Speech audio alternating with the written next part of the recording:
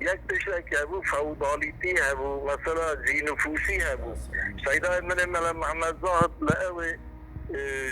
ملا محمد تکمانه ملت یه هفتهش فقیش مرا گوته و فقیهش مرا خواهی کن حق نکه وقتش مرا لازم نینه اگر فتره و زکات و صدقه و جهنه بدن فقیه ندن من إنما هنا كراس القرآن الخاطر ويرو كراس الشيطان وانا بله اینجا شویه شیخه که رشاده چه گوته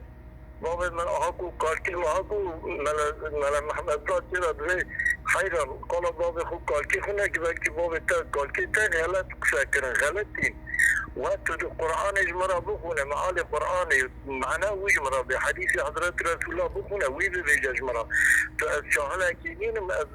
صوفی کسر مرگی تنینم از محمد زادم از خدام علمه مچوک تای عرضی و 18 سالات مدرسه دا چوکو انیش که خواه باید ابرامیش کرنه جبو خواندن از خواناس بکم خدای خواناس کم والله مملکت کجا لید بندید و اصلاحی دا 2000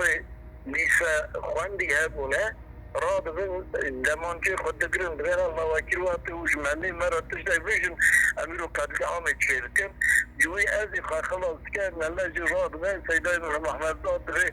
اولات تو خدا تیدا من لازم نینه ترکان چو درکت بیروت حتی لبیروت جی رحمت کر و دریج مدفوع ما رحمة خديلة بأموي بالرحمة بيرتينن خالو أنا والله من بس قربان دام ملت جرنا تلفوني متكسر إذا اجتماع أداق يعني كرمانجي دا نزر أم حيوان أو بكيانا حضرتي إبراهيم عليه السلام يعني حضرتي إسماعيل دخودا أو كير خوا رؤيا خوات جراغو حضرتي إسماعيل گو امر فرمانا خدا چه امر تکیری از حاضرم فلما تله للجبین قرآن دو بیجه واته گل سر عنیاف او بکه و ناداه ربه آیت دو بیجه خدا گازی کریش جنت او حیوان بران هات یعنی ایرو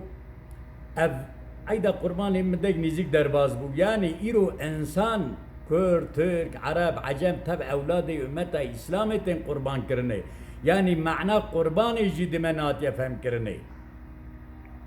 نخیر معلا قرآن نایتی فهم کرنه جبی قربان آنه کس فایده نابینه جوی خط